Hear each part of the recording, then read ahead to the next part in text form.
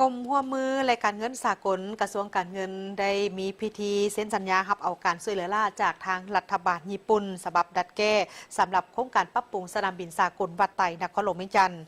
ร่วมลงน้ำโดยมีปริญญาเอกวงคำแหงวงทาจักหัวหน้ากรมหัวมือและการเงินสากลกระทรวงการเงินและทานนางบิยาโกะโคบายาชิหัวหน้าองค์การหัวมือสากลญี่ปุ่นประจำลาว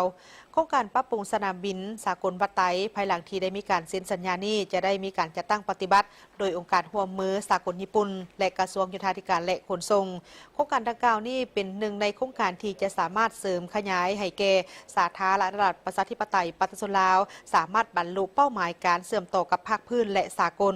โดยประกอบส่วนเข้าในการจัดตั้งปฏิบัติแผนพัฒนาเศรษฐกิจสังคมแห่งชาติ5 ปีครั้งที่ 10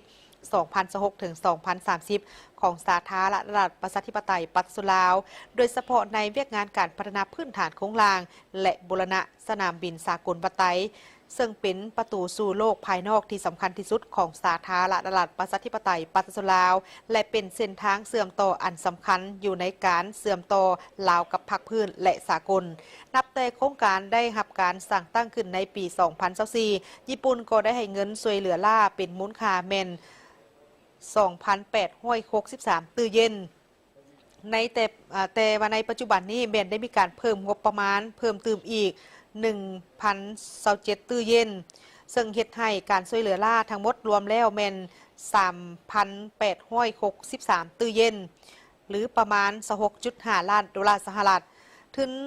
โดยทุนเพิ่มเติมนี้แม้จะนำใช้เข้าในการแก้ไขค่าใช้จ่ายในการก่อสร้างและจัดซื้อ